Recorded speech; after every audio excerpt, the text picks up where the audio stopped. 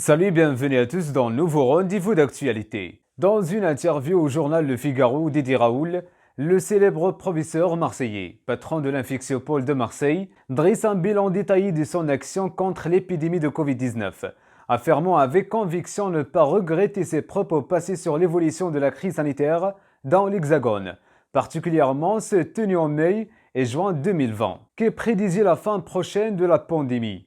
Le spécialiste des maladies infectieuses fait la distinction entre deux phases de l'épidémie, indiquant que le virus d'août n'est pas celui de printemps. Le praticien marseillais dénonce clairement le rôle joué par les médias et les lobbies de l'industrie pharmaceutique dans la grande confusion qui règne actuellement autour du virus SARS-CoV-2. À propos de sa B-thérapie, l'infectiologue de renom se veut ferme, alors qu'une dernière lettre publiée par l'Institut de professeur Raoult pouvait faire croire à un mea culpa de ses proches collaborateurs sur cette affaire. Elle rejette avec plus de vigueur les soupçons de dangerosité de traitement à base de l'hydroxychloroquine, fustigeant au passage des études trompeuses et des attaques virulentes et non fondées. Le professeur Raoult se tient toujours avec ferveur que sa B-thérapie peut être efficace et performante pour les personnes qui ne sont pas en phase terminale de la maladie. En ce qui concerne l'hydroxychloroquine, je n'ai jamais dit qu'elle allait guérir 100% des patients.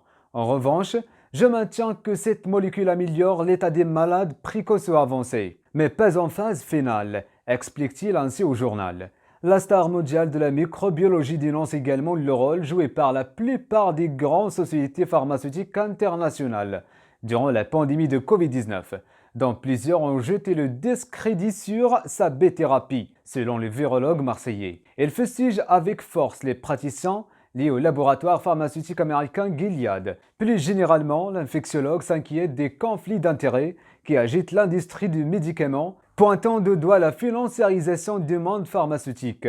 Elle décrit un secteur en manque de créativité, n'ayant plus grand-chose à offrir et obligé de survivre en vendant des produits qui ont peu d'intérêt. C'est la fin de ce rendez-vous. N'oubliez pas de réagir sur la section de commentaires et d'activer la cloche de notification. Merci et à très bientôt.